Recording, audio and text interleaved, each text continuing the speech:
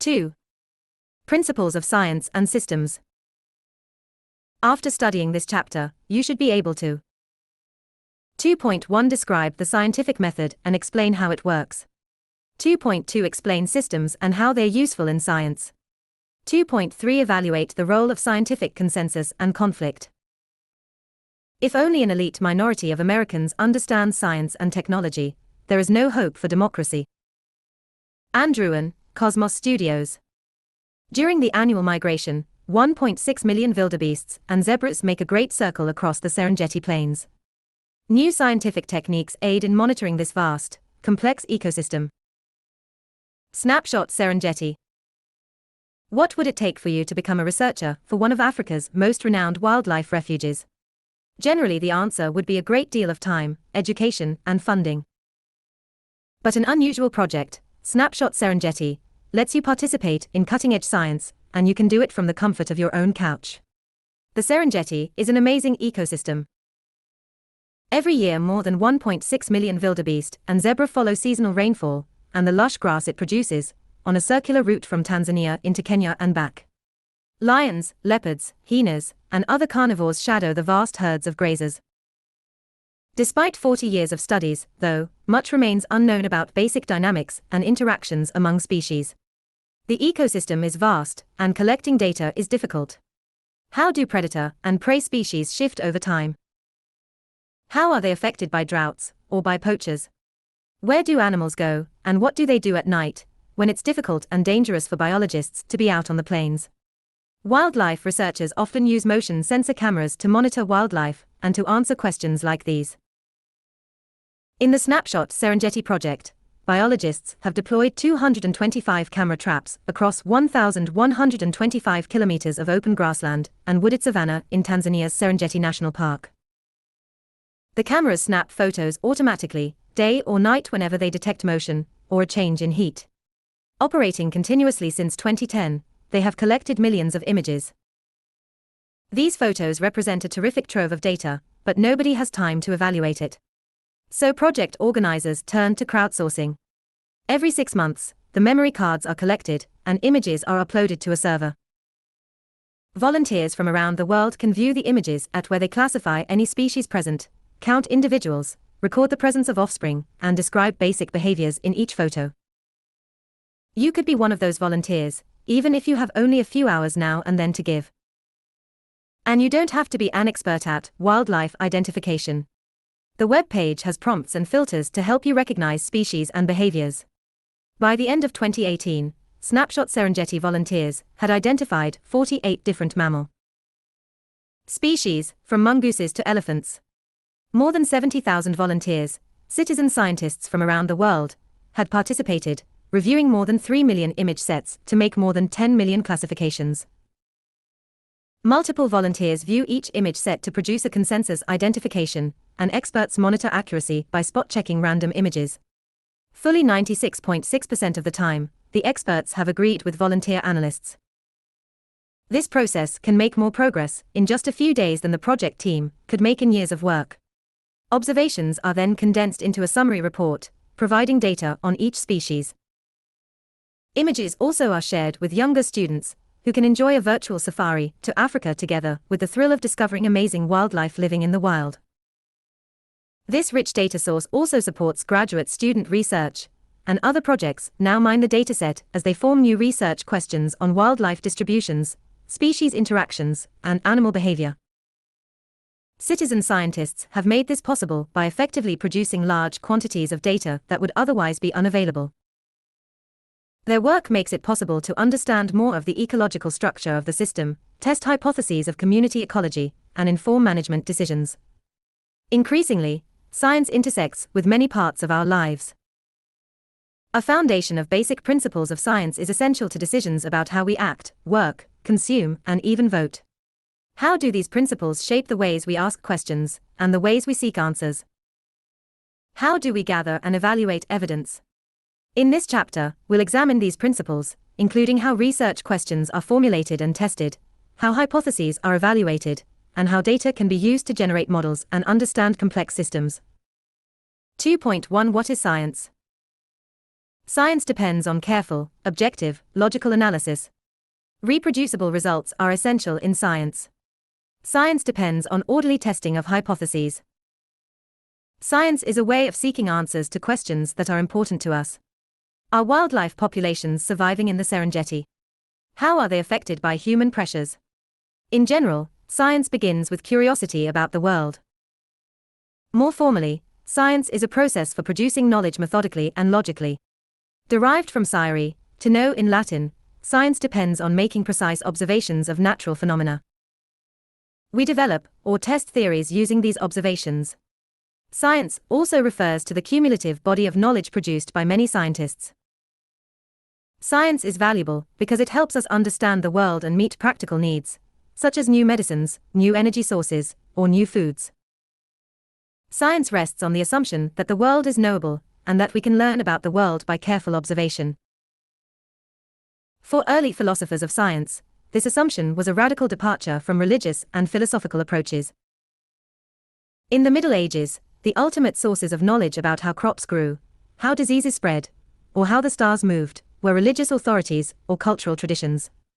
These sources provided many useful insights, but there was no way to test their explanations independently and objectively. The benefit of scientific thinking is that it searches for testable evidence. By testing our ideas with careful observations, we can evaluate whether our explanations are reasonable or not. Table 2.1 Basic Principles of Science. 1. Empiricism. We can learn about the world by careful observation of empirical phenomena. We can expect to understand fundamental processes and natural laws by observation. 2. Uniformitarianism. Basic patterns and processes are uniform across time and space. The forces at work today are the same as those that shaped the world in the past, and they will continue to do so in the future.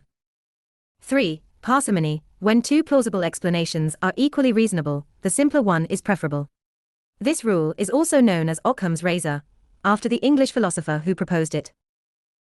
4. Uncertainty. Knowledge changes as new evidence appears, and explanations change with new evidence. Theories based on current evidence should be tested on additional evidence, with the understanding that new data may disprove the best theories. 5. Repeatability. Tests and experiments should be repeatable. If the same results cannot be reproduced, then the conclusions are probably incorrect. 6. Proof is elusive. We rarely expect science to provide absolute proof that a theory is correct, because new evidence may always undermine our current understanding. 7. Testable questions. To find out whether a theory is correct, it must be tested. We formulate testable statements to test theories. Science depends on skepticism and accuracy. Ideally, scientists are skeptical. They are cautious about accepting proposed explanations, including their own, until there is substantial evidence to support them. Even when observations support an idea, scientists try to remain cautious, and to treat explanations as provisionally true. There is always a possibility that some additional evidence may appear to disprove them. Scientists also aim to be methodical and unbiased. Because unintentional biases and errors are hard to avoid, scientific tests are subject to review by informed peers, who can evaluate results and conclusions. The peer review process is an essential part of ensuring that scientists maintain good standards in study design, data collection, and interpretation of results. Scientists demand reproducibility because they are cautious about accepting conclusions. Making an observation or obtaining a result just once doesn't count for much. You have to produce the same result consistently to be sure that your first outcome wasn't a fluke. Even more important, you must be able to describe the conditions of your study so that someone else can reproduce your findings. Repeating studies or tests is known as replication. Science also relies on accuracy and precision. Accuracy is correctness of measurements. Inaccurate data can produce sloppy and misleading conclusions. Precision means repeatability of results and level of detail. The classic analogy for repeatability is throwing darts at a dartboard. You might throw 10 darts and miss the center every time, but if all the darts hit nearly the same spot, they were very precise. Another way to think of precision is levels of detail. Suppose you want to measure the growth of a spruce tree. If you use a ruler marked in centimeters, you could report that the stem is about 2 centimeters in diameter. This measurement is accurate, but only to the nearest centimeter. You could get a more precise estimate with a ruler measured in millimeters. With this finer ruler, you could meaningfully report that the stem was 2.4 centimeters wide. Suppose you took 4 measurements, just to be sure, and they averaged to 2.423 centimeters. This would increase your confidence that 2.4 centimeters was accurate. You would not, however, report all 3 decimal places. That would imply that you know more detail than you do. You don't know the stem width to 1/1000th of a centimeter. 1 decimal place would be a significant figure, or a level of detail you actually knew.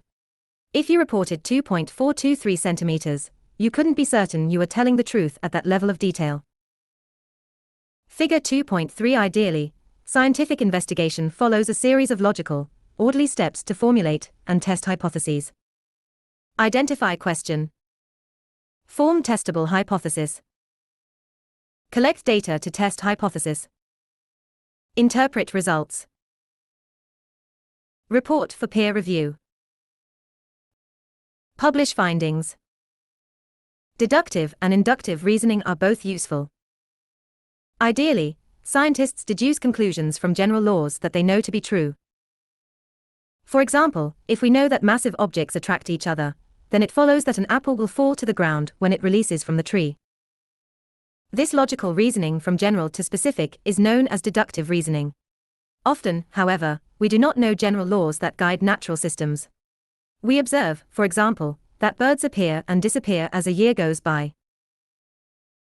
Through many repeated observations in different places, we can infer that the birds move from place to place. We can develop a general rule that birds migrate seasonally. Reasoning from many observations to produce a general rule is inductive reasoning. Although deductive reasoning is more logically sound than inductive reasoning, it only works when our general laws are correct. We often rely on inductive reasoning to understand the world, because we have few immutable laws. Sometimes it is insight, as much as reasoning, that leads us to an answer. Many people fail to recognize the role that insight, creativity, aesthetics, and luck play in research. Some of our most important discoveries were made not because of superior scientific method and objective detachment, but because the investigators were passionately interested in their topics and pursued hunches that appeared unreasonable to fellow scientists. A good example is Barbara McClintock, the geneticist who discovered that genes in corn can move and recombine spontaneously.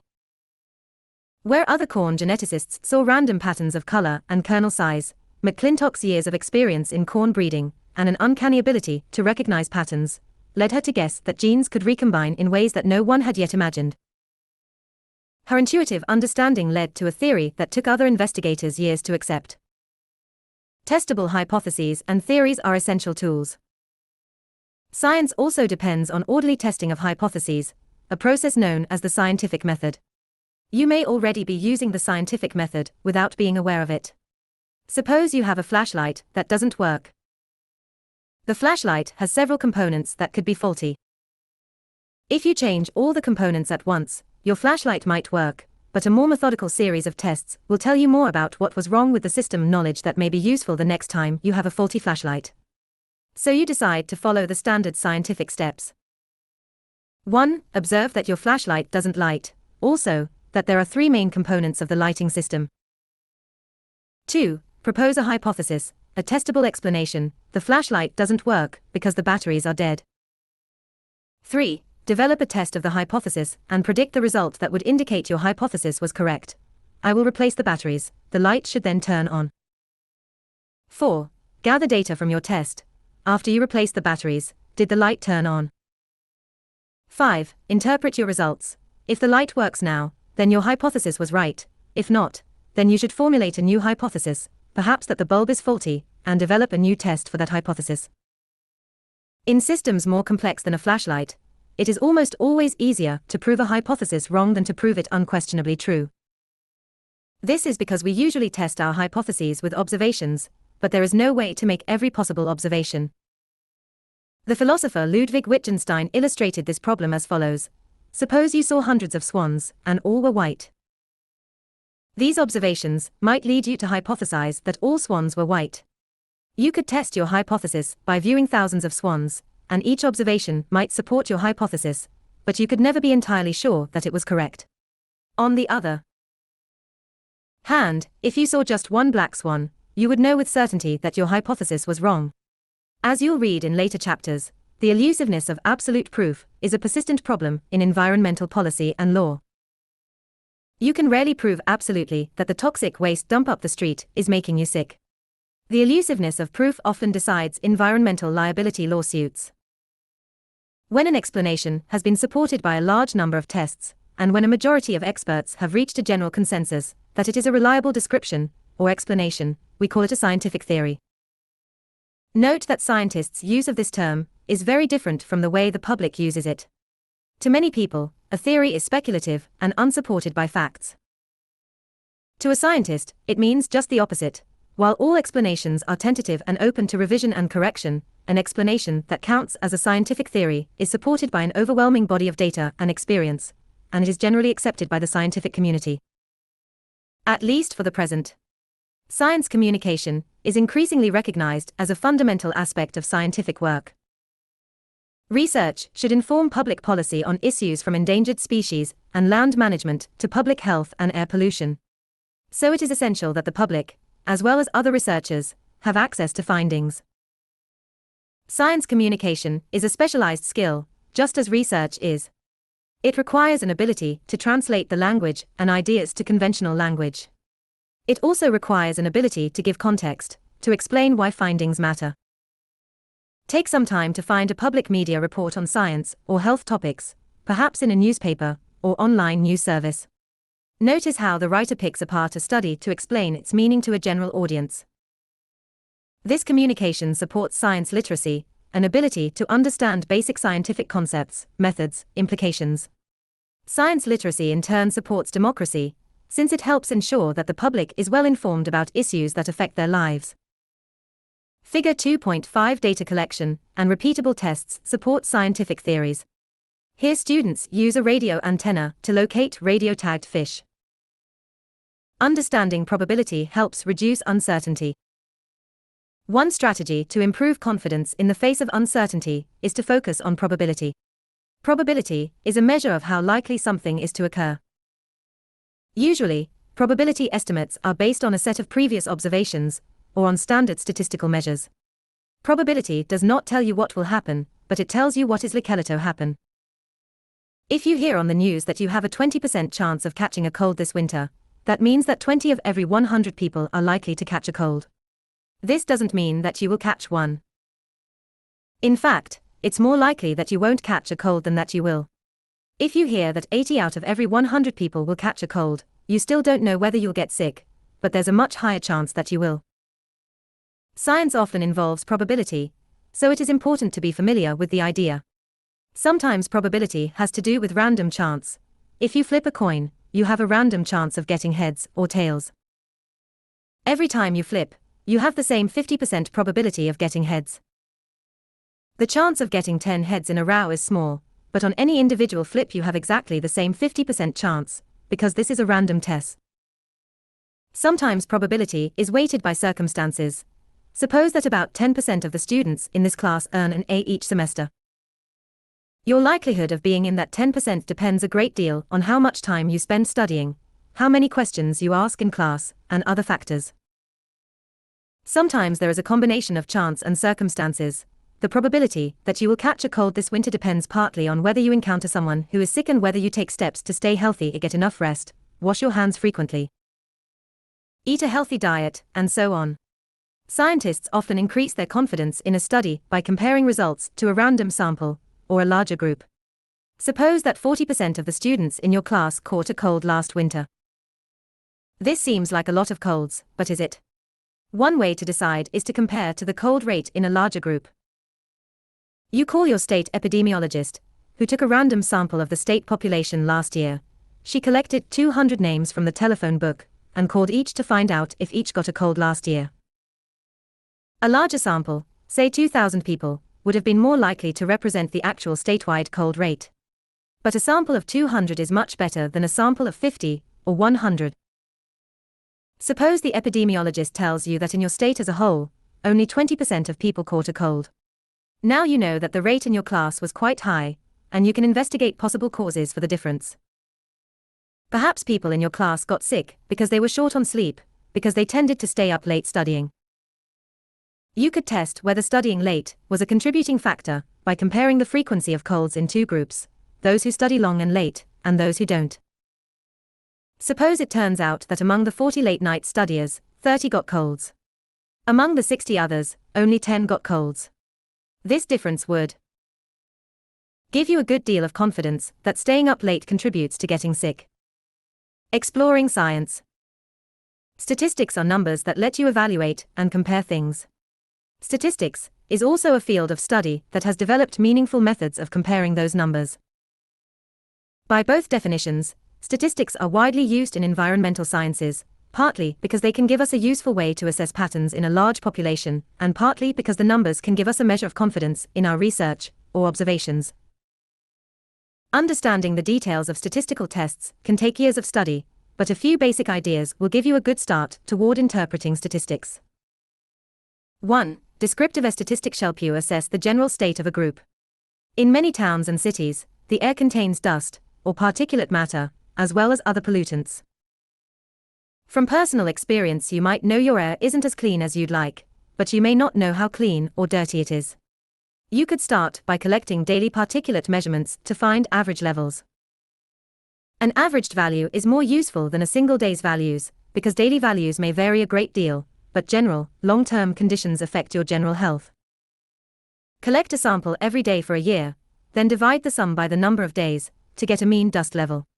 Suppose you found a mean particulate level of 30 micrograms per cubic meter of air. Is this level high or low?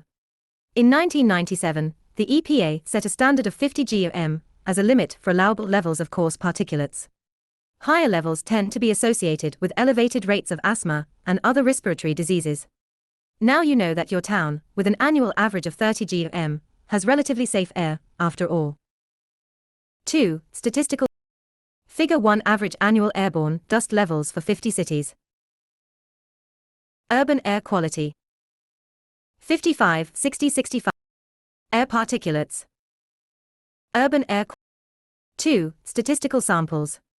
Although your town is clean by EPA standards, how does it compare with the rest of the cities in the country? Testing the air in every city is probably not possible.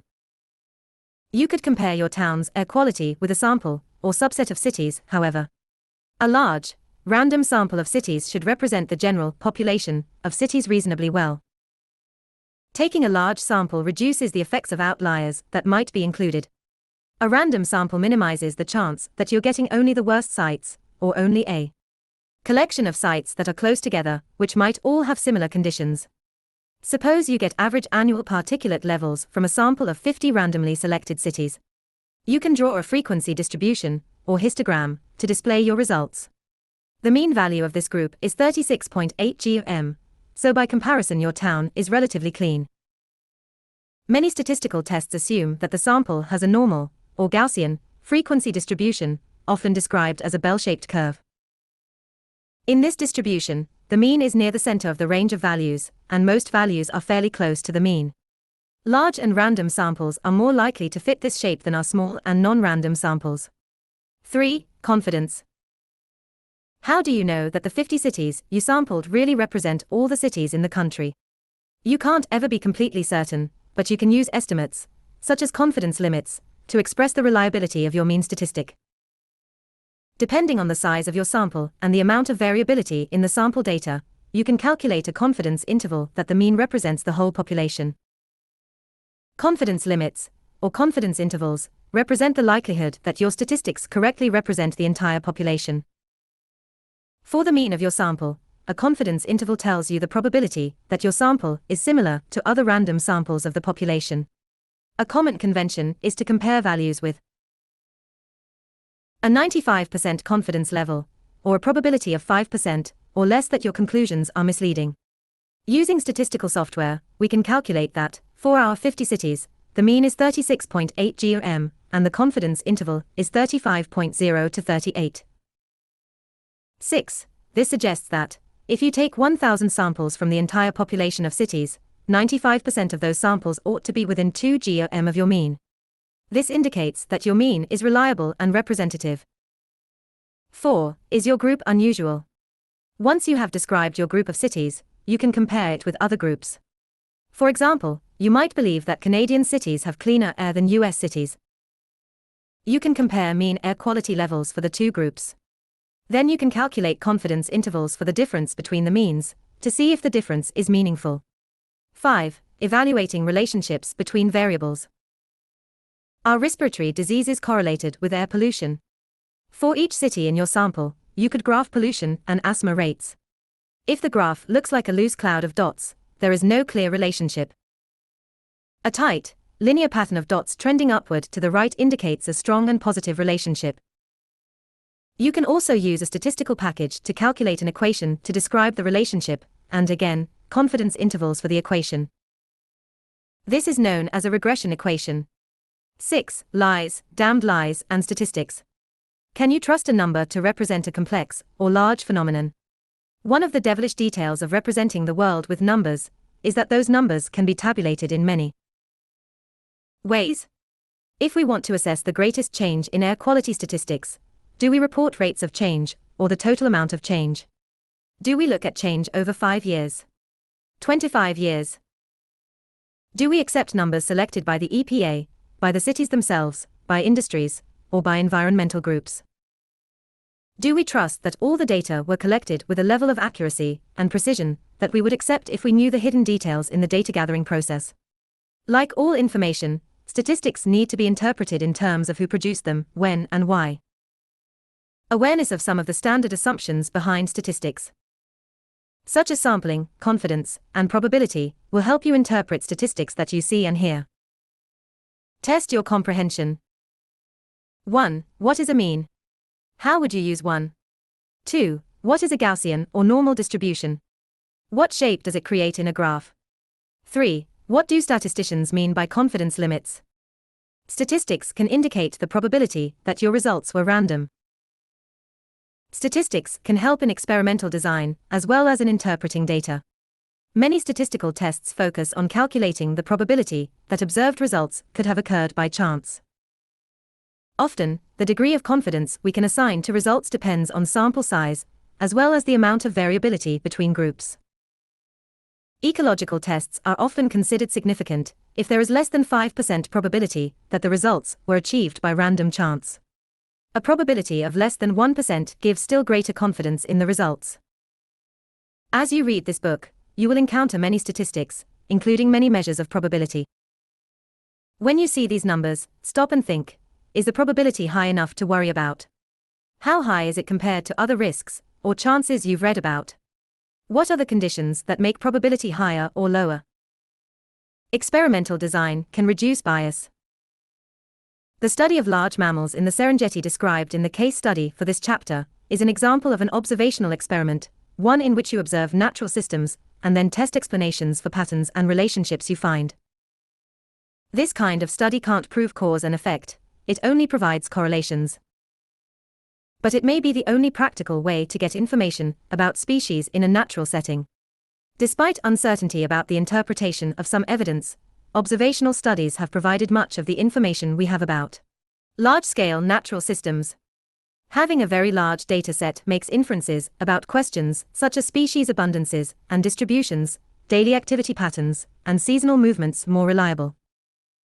There are many other opportunities to participate in citizen science research projects. We'll discuss some of these projects in later chapters of this book. This kind of study is also called a natural experiment, that is, a study of events that have already happened. Many scientists depend on natural experiments.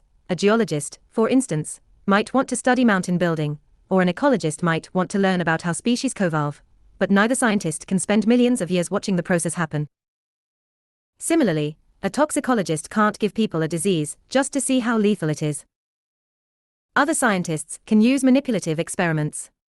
In one landmark manipulative study, ecologists Edward O. Wilson and Robert MacArthur were interested in how quickly species colonize small islands, depending on distance to the mainland. They fumigated several tiny islands in the Florida Keys, killing all resident insects, spiders, and other invertebrates. They then monitored the islands to test a theory that populations would re-establish faster on large islands and those near the mainland, compared to small or remote islands. In manipulative experiments in real environments, like a set of Florida islands, controlling all variables is difficult and costly and potentially ecologically damaging. So most manipulative experiments are done in the laboratory, where conditions can be carefully controlled. Suppose you were interested in studying whether lawn chemicals contribute to deformities in tadpoles.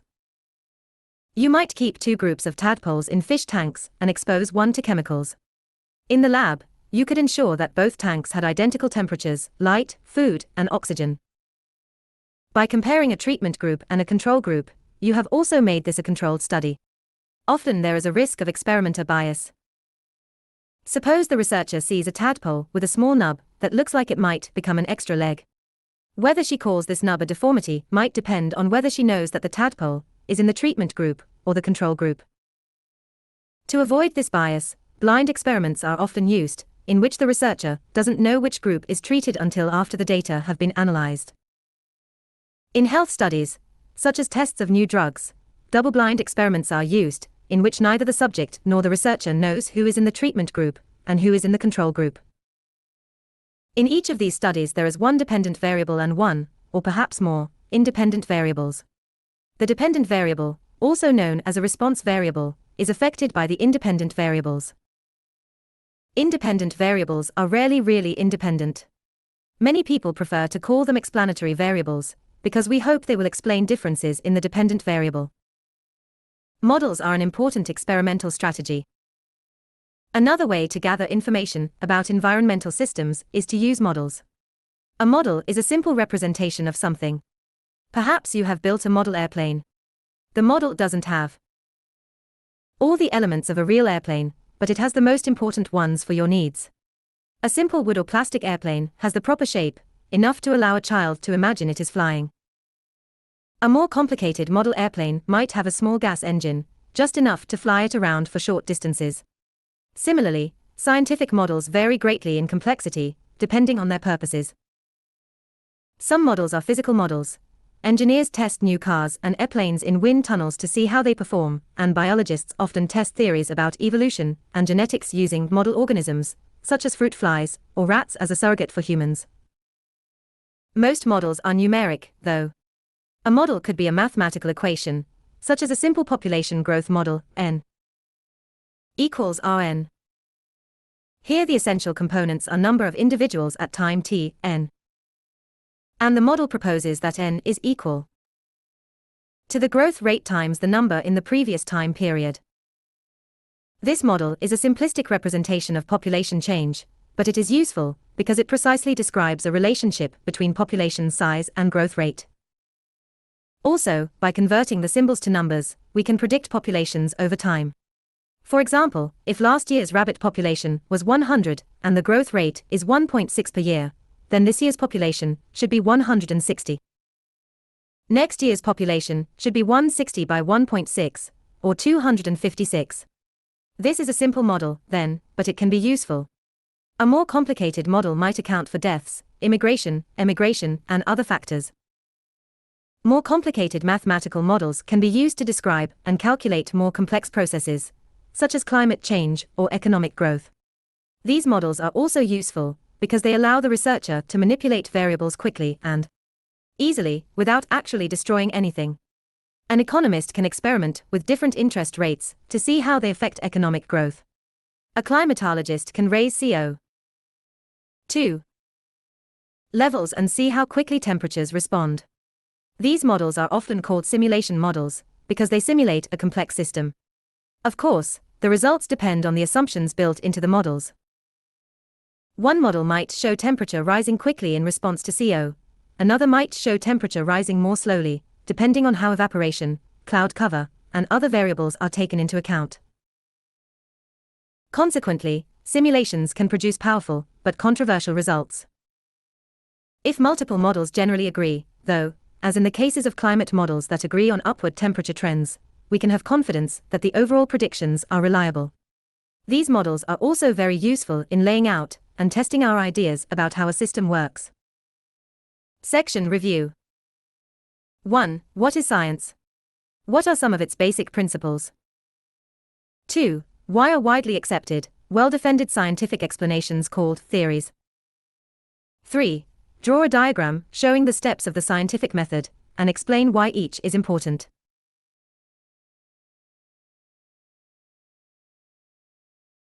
And what is science? Science is a methodical, logical process for gaining knowledge about natural phenomena. A cumulative body of knowledge produced by informed, learned scholars. A process based on careful observation and hypothesis testing. A way for us to explain how the natural world works. The benefit of science is that it allows for testable evidence.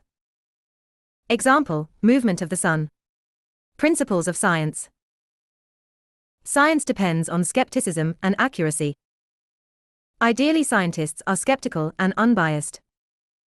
Scientists strive for accuracy, correctness of measurements, precision, repeatability of results and level of detail, reproducibility, repeatability of results. Steps for scientific investigation: deductive and inductive reasoning. Deductive reasoning, logical reasoning from general to specific. Example: if all big cats are carnivorous, then you can deduce that a lion would eat meat. Inductive reasoning, reasoning from many observations to produce a general rule. Example: leopards eat meat, lions eat meat, tigers eat meat, etc., so all big cats must be carnivorous. Role of insight. It is also important to recognize the role of insight, creativity, aesthetics, and luck in research. Discovery of penicillin, Alexander Fleming. Barbara McClintock, geneticist. Random patterns and kernel size on corn. Years of experience working with corn breeding offered her a different perspective and allowed her to use intuition. Determined that genes in corn can move and recombine spontaneously. The scientific method. 1. Make an observation. 2. Propose a hypothesis to explain it. 3. Design an experiment and make a prediction. 4. Gather data. 5. Interpret. Do the results support or refute your hypothesis? You can support a hypothesis with thousands of tests, but it is all but impossible to prove a hypothesis true. Falsification principle: all swans are white. The scientific method. Hypotheses and scientific theories. Hypothesis: a testable explanation. Scientific theory: a description or explanation that has been supported by a large number of tests and is considered by experts to be reliable. Evolution: just a theory. Probability. Probability is a measure of how likely something is to occur. Usually based on a combination of random chance, as well as circumstances. E.g., if you have a 20% chance of catching a cold, what is the overall likelihood you will catch one? Scientists often increase confidence in a study by comparing results to a random sample, or a larger group. Probability. Example: 40% of your class catches a cold. Compare to a larger sample size, 100,100 individuals. Are there contributing factors that may have skewed your results? Form a hypothesis. Analyze and design an experiment to test this. E.g., sleep-deprived vs. well-rested students. Statistics. Many statistical tests focus on calculating the probability that observed results could have occurred by chance. Usually ecological tests are considered significant if this probability is less than 5%. Maybe 1% or less regarding medical research. The amount of confidence scientists have in the results depends upon the sample size as well. A large sample size is better than a small sample. Experimental design. Natural experiment involves observation of events that have already happened. Geological events. Large-scale weather. Pathogenic diseases. Manipulative experiment: conditions are deliberately altered for one variable, and all other variables are held constant. Common in the laboratory, and can sometimes be performed outdoors. Often incorporate study sets called controls. Experimental design. Blind experiment: researcher doesn't know which group has been treated until after the data have been analyzed. Double-blind experiment, neither the subject nor the researcher knows who is in the treatment group. Medical research, both doctors and patients do not know who received the real medication or the placebo. Variables. In each study, there is one dependent variable and one or more independent variables. Dependent is the variable under study. Independent variable may have an effect on the dependent variable. The variable being manipulated is your experimental variable. In a graph, the dependent variable is on the vertical axis and the independent variable is on the horizontal axis. Example, graphing variables. Above left, the independent variable may be time, or it may be a manipulated variable such as temperature. Example, experimental design. 1. Observation. Frogs are dying en masse in my local pond. 2. Question. What is causing the frogs' population to decline? 3. Hypothesis. High pesticide concentrations in the water are causing a decline in frog populations in this pond. 1. What is our independent variable? 2. Dependent variable. 4. Experiment. How can we design an experiment to test this? 1. What would be our control in the experiment? Models. Models are simple representations of phenomena. They can be physical models, model organisms, mathematical models, or other types of models. Some models may be simple constructs. Some are model organisms, as in genetics. Some are numeric equations. They allow scientists to study complex systems and predict the effect of conditions that are too difficult to create and control. Climate change models global warming by 2100 NASA. 2.2 Systems involve interactions. A system is a network of interdependent components and processes that together have properties beyond those of individual parts. Feedbacks are self-regulating mechanisms in which the results of a process affect the process itself. Homeostasis and resilience are system traits. The Serengeti ecosystem discussed in the opening case study is interesting because it is composed of many interdependent parts. By studying those parts, we can understand how similar ecosystems might function and why. The idea of systems, including ecosystems, is central in environmental science. A system is a network of interdependent components and processes, with materials and energy flowing from one component of the system to another. For example, ecosystem is probably a familiar term for you. This simple word stands for a complex assemblage of animals, plants, and their environment, through which materials and energy move. A river is also a system, with its network of tributary streams, its forested or farmed watershed, fish, aquatic plants, and other interacting components. The idea of systems is useful because it helps us organize our thoughts about the inconceivably complex phenomena around us. For example, an ecosystem might consist of countless animals and plants and their physical surroundings. You yourself are a system consisting of millions of cells, complex organs, and innumerable bits of energy and matter that move through your body. Keeping track of all the elements and their relationships in an ecosystem would probably be an impossible task. But if we step back and think about them in terms of broad functional categories, then we can start to comprehend how it works. We can use some general terms to describe the components of a system. A simple system consists of state variables, which store resources such as energy, matter, or water, and flows, or the pathways by which those resources move from one state variable to another. In Figure 2.9, the plant and animals represent state variables. The plant represents many different plant types, all of which are things that store solar energy and create carbohydrates from carbon, water, and sunlight. The rabbit represents many kinds of herbivores, all of which consume plants, then store energy, water, and carbohydrates until they are used, transformed, or consumed by a carnivore. We can describe the flows in terms of herbivory, predation, or photosynthesis, all processes that transfer energy and matter from one state variable to another. It may seem cold and analytical to describe a rabbit or a flower as a state variable, but it is also helpful to do so. When we start discussing natural complexity in the simple terms of systems, we can identify common characteristics.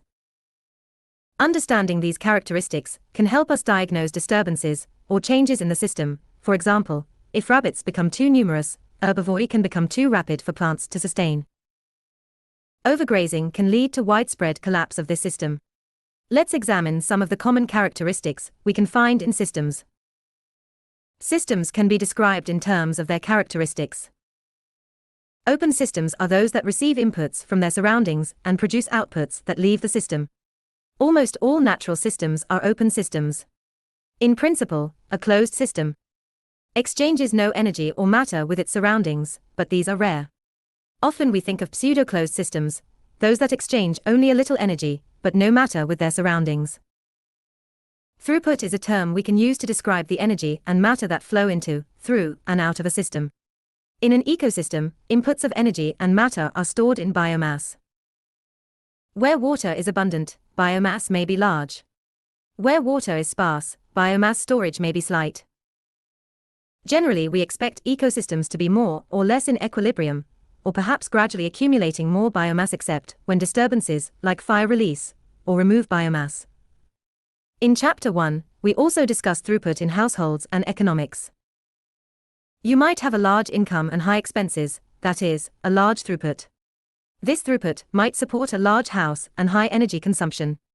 Or you might have a small income and low expenses. In this case, you have a smaller budget, probably a smaller house, and smaller throughput. Your impact on your surrounding environment is also smaller. Open systems can be difficult to study because they have uncontrolled variables. However, they may provide more realistic models than a controlled greenhouse experiment. Studies of simplified, pseudo-closed systems are also useful. They allow more control of inputs, and thus relatively exact measurement of state variables and flows in the system. Systems also experience positive and negative feedback mechanisms. A positive feedback is a self-perpetuating process. When a plant grows new leaves, and the more leaves it has, the more energy it can capture for producing more leaves. In other words, positive feedback amplifies a process. If they proceed unchecked, positive feedbacks tend to destabilize a system. In contrast, a negative feedback is a process that suppresses change. If a plant grows very rapidly, it may produce more leaves than can be supported by available soil moisture. With insufficient moisture, the plant begins to die back. By dampening positive feedbacks, negative feedbacks often stabilize a system. Can you apply these ideas to a system you are familiar with?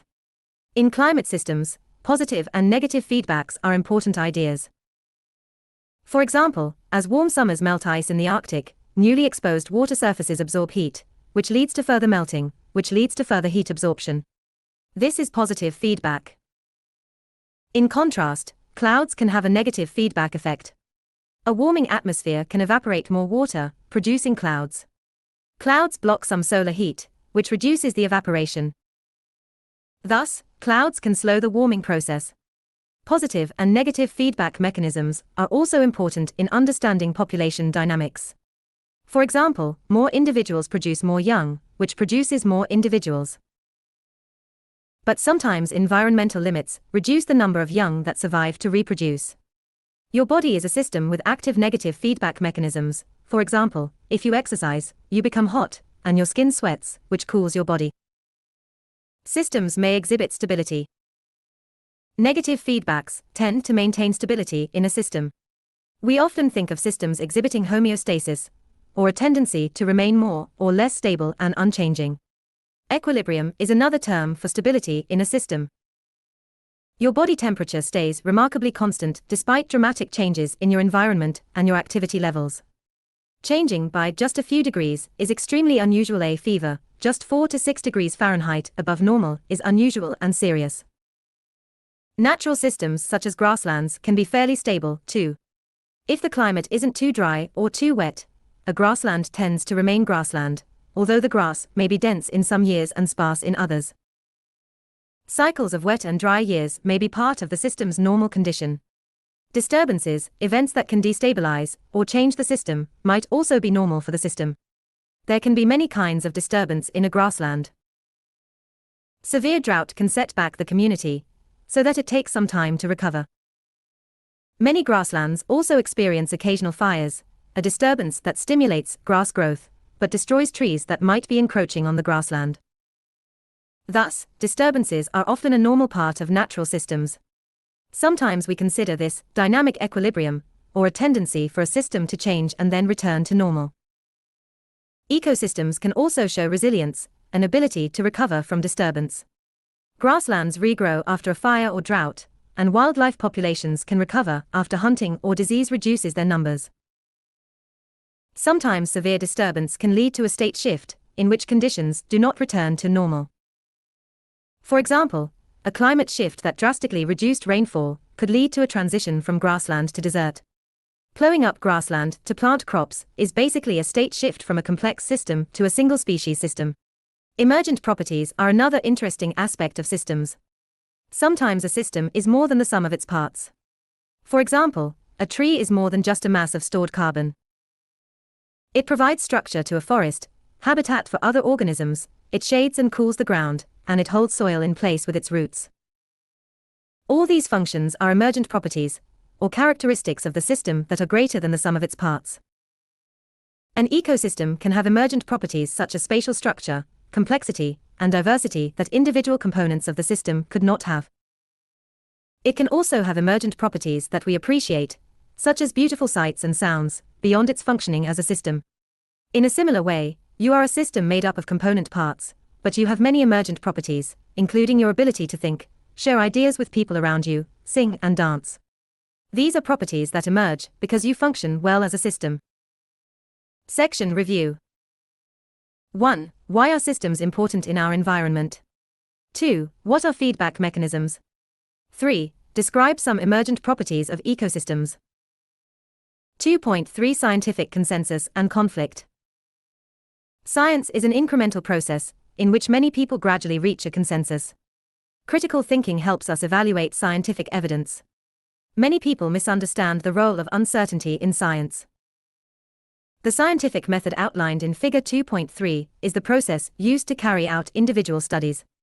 Larger-scale accumulation of scientific knowledge involves cooperation and contributions from countless people. Good science is rarely carried out by a single individual working in isolation. Instead, a community of scientists collaborates in a cumulative, self-correcting process. You often hear about big breakthroughs and dramatic discoveries that change our understanding overnight, but in reality these changes are usually the culmination of the labor of many people, each working on different aspects of a common problem, each adding small insights to solve it. Ideas and information are exchanged, debated, tested, and retested to arrive at scientific consensus, or general agreement among informed scholars. The idea of consensus is important. For those not deeply involved in a subject, the multitude of contradictory results can be bewildering. Are wildlife populations in the Serengeti under threat from human encroachment, or not? Is climate changing, and how much? Among those who have performed and read many studies, there tends to emerge a general agreement about the state of a problem. Scientific consensus now holds that many Serengeti species are declining, though opinions vary on how severe the problem is. Consensus is that global climates are changing, though models differ somewhat on how rapidly they will change under different policy scenarios. Sometimes new ideas emerge that cause major shifts in scientific consensus. 2 centuries ago, geologists explained many Earth features in terms of Noah's flood. The best scientists held that the flood created beaches well above modern sea level, scattered boulders erratically across the landscape, and gouged enormous valleys where there is little water now. Then the Swiss glaciologist Louis Agassiz and others suggested that the Earth had once been much colder, and that glacier had covered large areas. Periodic ice ages better explained changing sea levels, boulders transported far from their source rock, and the great, gouged valleys. This new idea completely altered the way geologists explained their subject. Similarly, the idea of tectonic plate movement, in which continents shift slowly around the Earth's surface, revolutionized the ways geologists, biogeographers, ecologists, and others explained the development of the Earth and its life forms. These great changes in explanatory frameworks were termed paradigm shifts by Thomas Kuhn, who studied revolutions in scientific thought. According to Kuhn, paradigm shifts occur when a majority of scientists accept that the old explanation no longer explains new observations very well. The shift is often contentious and political, because whole careers and worldviews, based on one sort of research and explanation, can be undermined by a new model. Sometimes a revolution happens rather quickly. Quantum mechanics and Einstein's theory of relativity, for example, overturned classical physics in only about 30 years. Sometimes a whole generation of scholars has to retire before new paradigms can be accepted. As you study this book, try to identify some of the paradigms that guide our investigations, explanations, and actions today. This is one of the skills involved in critical thinking, discussed in the introductory chapter of this book. Detecting pseudoscience relies on independent, critical thinking. Ideally, science should serve the needs of society. Deciding what those needs are, however, is often a matter of politics and economics. Should water be taken from a river for irrigation, or left in the river for wildlife habitat? Should we force coal-burning power plants to reduce air pollution in order to lower health costs and respiratory illnesses, or are society and our economy better served by having cheap, but dirty energy? These thorny questions are decided by a combination of scientific evidence, economic priorities, political positions, and ethical viewpoints. On the other hand, in every political debate, lawyers and lobbyists can find scientists who will back either side. Politicians hold up favorable studies, proclaiming them sound science, while they dismiss others as junk science. Opposing sides dispute the scientific authority of the study they dislike. What is sound science, anyway? If science is often embroiled in politics, does this mean that science is always a political process? Consider the case of climate change.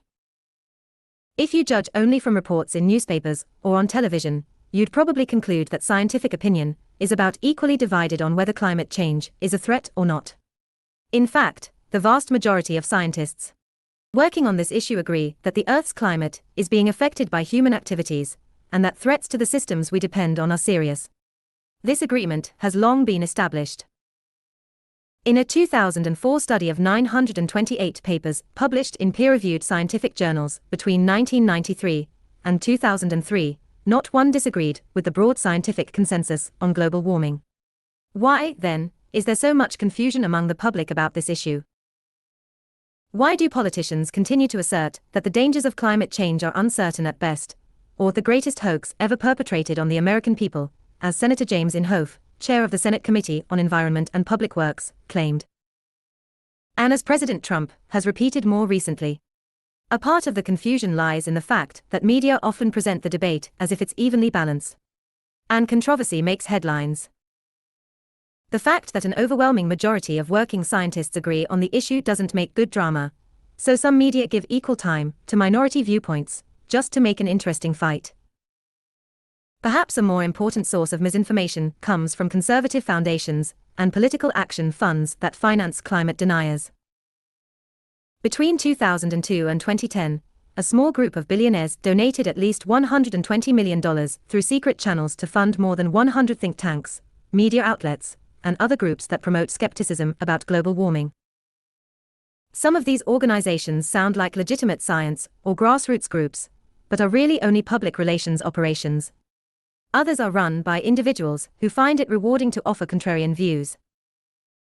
This tactic of spreading doubt and disbelief through innocuous-sounding organizations, or seemingly authentic experts, isn't limited to the climate change debate.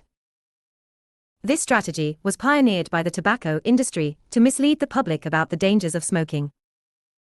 Notably, some of the same individuals, groups, and lobbying firms employed by tobacco companies have been hired to spread confusion about climate change. Given this highly sophisticated battle of experts, how do you interpret these disputes, and how do you decide whom to trust? The most important strategy is to apply critical thinking as you watch or read the news. What is the agenda of the person making the report? What is the source of their expertise? What economic or political interests do they serve? Do they appeal to your reason or to your emotions? Do they use inflammatory words, or do they claim that scientific uncertainty makes their opponent's study meaningless? If they use statistics, what is the context for their numbers? You can also find reputable organizations if you want reliable answers. Science news outlets and international organizations, such as the Intergovernmental Panel on Climate Change, provide thorough documentation of evidence, which helps ensure their honesty and thoroughness.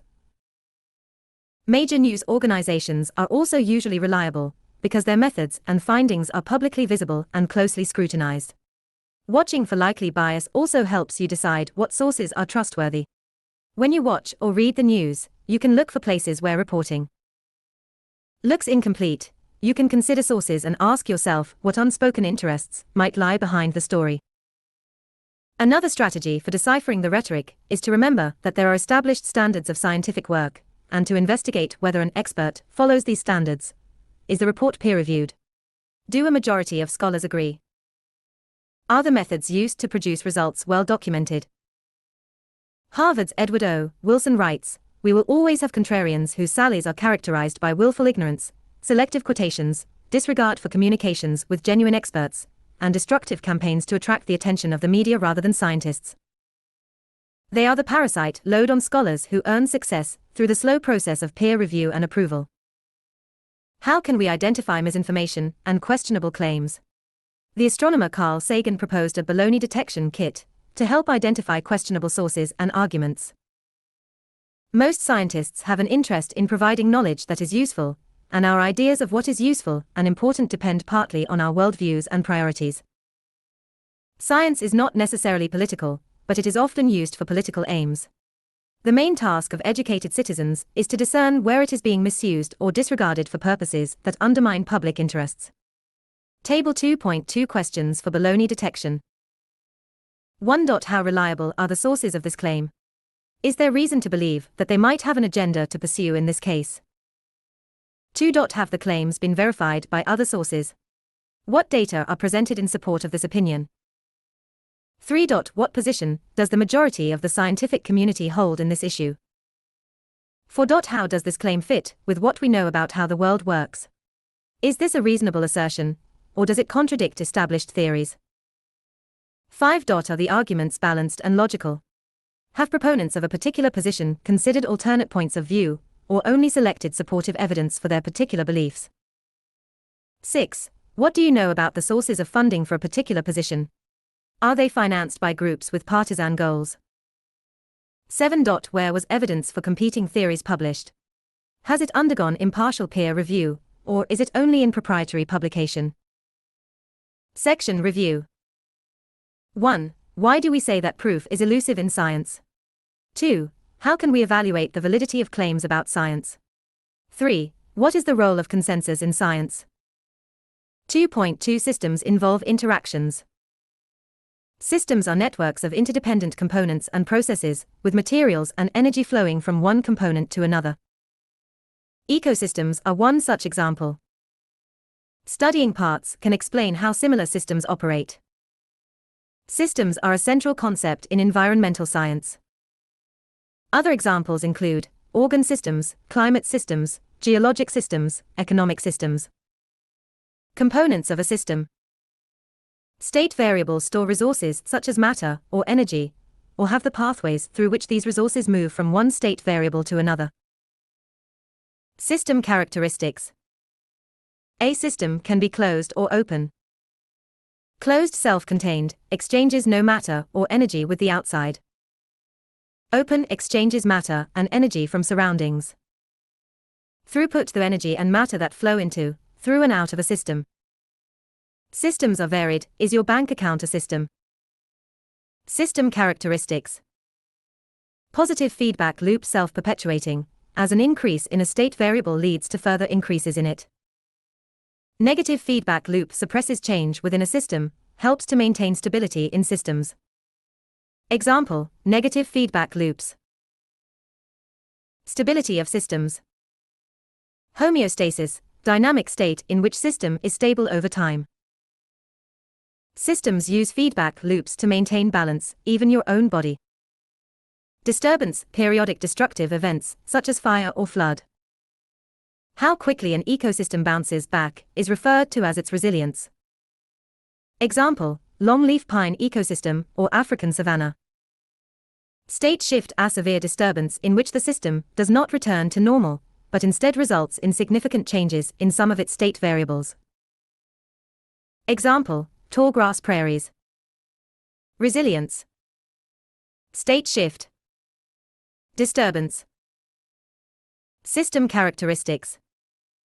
Emergent properties are characteristics of a whole, functioning system that are quantitatively or qualitatively greater than the sum of the system's parts. An organism is a system greater than the sum of its parts. Consensus and conflict. Scientific consensus stems from a community of scientists who collaborate in a cumulative, self-correcting process. Consensus and conflict. Paradigm shifts occur when a majority of scientists agree that an old explanation no longer works very well. Connecting the dots. Science is a process for producing knowledge methodically and logically, using observations to discern patterns. Many aspects of scientific approaches and principles can be seen in the Snapshot Serengeti project, as it seeks to understand a vast, complex, and open system. Public visibility and careful documentation in the study's publications allow a community of peer scientists to closely observe methods and analysis. This is important because they are cautious about conclusions, because they care strongly about understanding the viability of the ecosystem, and they don't want to reach hasty conclusions. The very large dataset in the Serengeti study allows researchers to test hypotheses about predator and prey movements, frequency of young, hours of activity, or other factors. It is not possible to watch all antelopes at all times, but a large number of observations support statistical assessment of distributions and relationships. Quantitative measures also provide insights about system stability and resilience. Doing a manipulative experiment is difficult and probably damaging in this unique ecosystem. Instead, environmental studies often involve observational data and natural experiments as they assess system function and dynamics. Debates about scientific consensus and policy are not always prominent in a basic study of wildlife in their native habitat. But when wildlife studies begin to inform questions of land use, development, or human population pressures, these questions can arise quickly. This is one of the reasons scientists try to document and share all these aspects of their work. Visibility helps the rigor of the work and confidence in answers. Ultimately, all these aspects of how science is conducted are about ensuring reliable answers to questions we care about. In environmental science, many questions directly affect our lives. This is one of the reasons environmental science is both useful and enjoyable. And sometimes it leads you to learning more about amazing creatures like those in the Serengeti. Reviewing key terms. Can you define the following terms in environmental science? Blind experiment, closed system, confidence, controlled study, deductive reasoning, pendant variable, tube, disturbances, double-blind experiment, emergent properties. Homeostasis, hypothesis, independent variable, inductive reasoning, manipulative experiment, mean models, natural experiment, negative feedback, open system, paradigm, shift, positive feedback, replication, reproducibility, resilience, sampled science, scientific consensus. Science literacy, scientific theory, significant figure, state shift, statistics, systems, throughput. Critical thinking and discussion questions. 1. Explain why scientific issues are or are not influenced by politics. Can scientific questions ever be entirely free of political interest? If you say no, does that mean that all science is merely politics? Why or why not? 2. Review the questions for baloney detection in Table 2.2 and apply them to an ad on TV. How many of the critiques in this list are easily detected in the commercial? 3. How important is scientific thinking for you, personally? How important do you think it should be? How important is it for society to have thoughtful scientists? How would your life be different without the scientific method?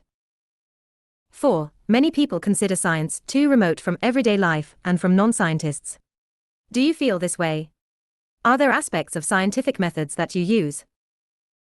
5. Many scientific studies rely on models for experiments that cannot be done on real systems, such as climate, human health, or economic systems. If assumptions are built into models, then are model-based studies inherently weak? What would increase your confidence in a model-based study? Data analysis. Go to Snapshot Serengeti Zooniverse, the Snapshot Serengeti Classify, and review the tutorial information. This site provides motion sensor activated snapshots, including the one shown here. How many species are in the collection? Go through the tutorial. How many species did you see? After the tutorial, try continuing and classifying more species.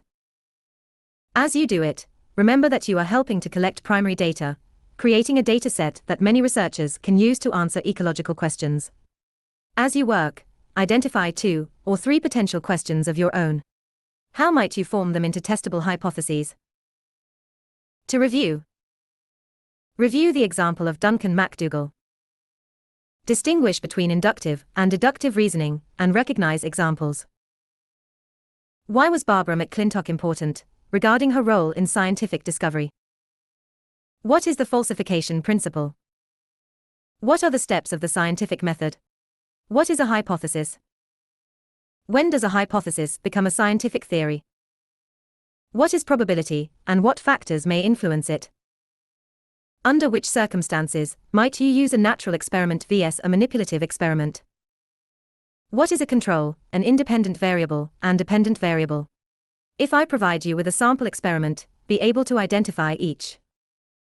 To review. How is an ecosystem a classic example of a system? What is a state variable? What would it mean if I said an ecosystem was an open system? Be able to recognize an example of either positive feedback or negative feedback. What is homeostasis? Recognize an example of a disturbance or state shift. What is a paradigm shift? Key terms: parsimony, repeatability, reproducibility, deductive reasoning, inductive reasoning, hypothesis, scientific theory, probability, natural experiment, manipulative experiment, control, blind experiment, double-blind experiment, dependent variable, independent variable, state variable. Closed system, open system, throughput, positive and negative feedback loop, homeostasis, disturbance, state shift, emergent property.